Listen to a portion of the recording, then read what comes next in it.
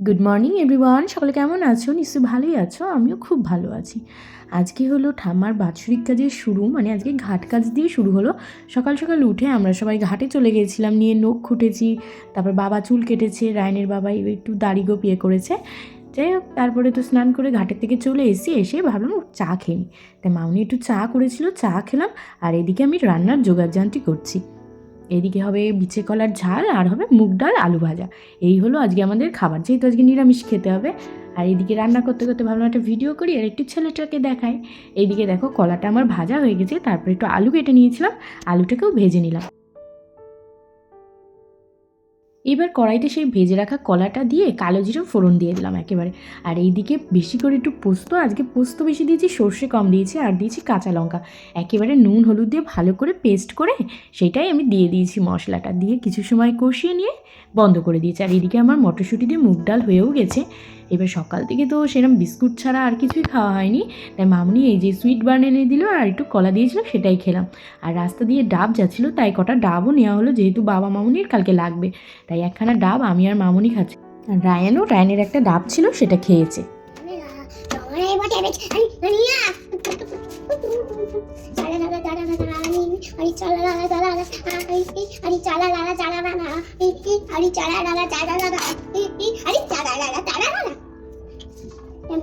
দেখতেই পেলে আমি রান্না করছি, আর আমার ছেলে চেয়ার নিয়ে এসে দাঁড়িয়ে রয়েছে রান্নাঘরে।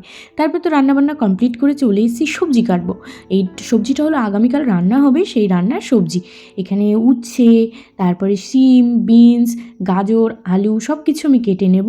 এটা হচ্ছে সাদা শুক্তোর মশলা, সরি মশলা না, সবজি। রান্নাটা মামুনি আজকে সন্ধেবেলায় করে রাখবে, কেননা কালকে 8টার মধ্যে আমাদের ব্রাহ্মণ চলে আসবে, ওই জন্য রাতেই কিছু রান্না করে রেখে দেওয়া হবে। এই দেখো এদিকে শিম কাটছি, তারপরে সজনে ডাঁটা, মেন কথাটাই তো বলিনি। আর হচ্ছে কাঁচকলা, সেটা মামুনি সন্ধেবেলাতেই কেটে নেবে, যেহেতু কেটে রাখলে কালো হয়ে যাবে। যাই হোক, আমি তাহলে সবজি কেটে নিই, তারপরে একেবারে আসছি।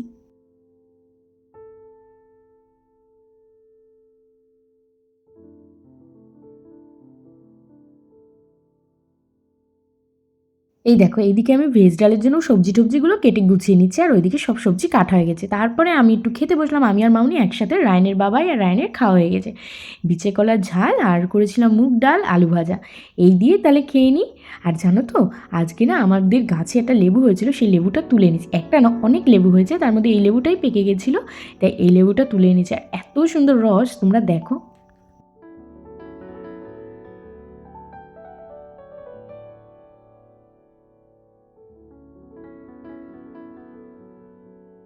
দুপুরবেলা তো খাওয়া হয়ে গেছে, তারপর টুকিনাকি কিছু কাজ ছিল, করে একটু শুয়েছিলাম। তারপরে নিয়ে চলে এসেছি সন্ধ্যেবেলায় একটু লিকার চা আর বিস্কুট। আমি আর রায়ন একটু টিভি দেখছি আর খেয়ে নিচ্ছি। আর তারপরে চলে এসেছি রান্নাঘরে, মামুনি রান্না বসিয়ে দিয়েছে। প্রথমে বড়িগুলোকে ভেজে নিয়েছে, তারপরে উচ্ছে ভেজে নেবে। উচ্ছেটা দেখো কি সুন্দর লাল লাল করে ভেজেছে। এবার উচ্ছে ভাজাটা তুলে ওর মধ্যে দিয়ে দেবে শিম। শিমগুলোকেও ভালো করে ভেজে নেবে। শিম তুলে তারপরে গাজর আর বিনসটাকেও ভেজে তুলে রেখে দেবে। সব সবজি না আলাদা আলাদা করেই ভাজে, একসাথে খুব একটা ভাজে না। আর যেগুলো একসাথে ভাজা যায় সেগুলোই একসাথে ভাজে। তারপরে এমনি আলুটাকেও ভালো করে ভেজে নিয়ে লাস্টে দেবে তোমার রাঙা আলু আর কাঁচকলা, সামান্য একটু নুন দিয়ে ভেজে তুলে রেখে দেবে। এইবার লাস্টে একটু সজনে ডাঁটাটা ভেজে তারপরে তুলে কড়াইতে একটু সাদা তেল আর ঘি দিয়ে দেবে। তারপর 5 ফোড়ন, রাঁধুনি, তেজপাতা, শুকনো লঙ্কা ফোড়নে দেবে। ফোড়নটা যখন একটু ভাজা হয়ে যাবে, রাঁধুনি, পোস্ত আর আদা বাটাটা দিয়ে দেবে, আর দিয়ে দেবে সামান্য জল। তারপরে ডাঁটাটা যেহেতু শক্ত, তাই আগেই ডাঁটাটা দিয়ে তারপরে সব রকম সবজিটা দিয়ে দেবে একসাথে, সঙ্গে বড়িও দিয়ে দেবে।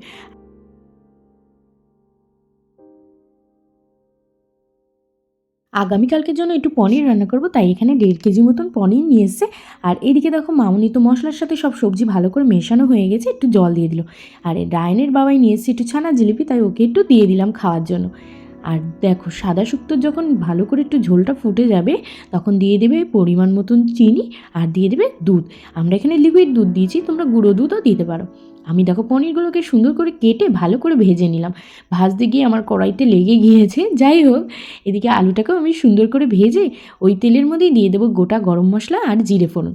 আর তারপরে দিয়ে দেবো টমেটো আর সামান্য একটু নুন, যাতে টমেটোটা তাড়াতাড়ি গলে যায়।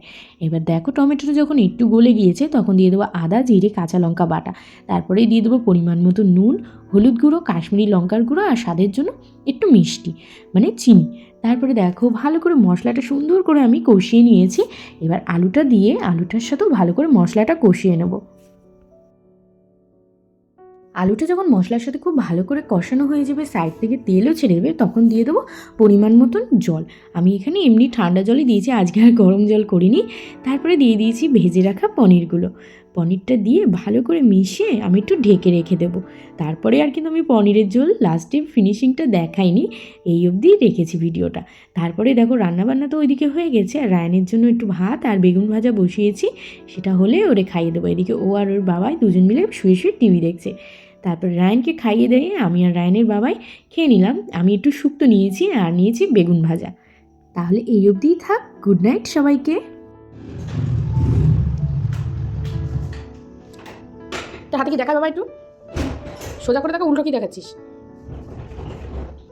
ভাঙা এলিফ্যান্ট।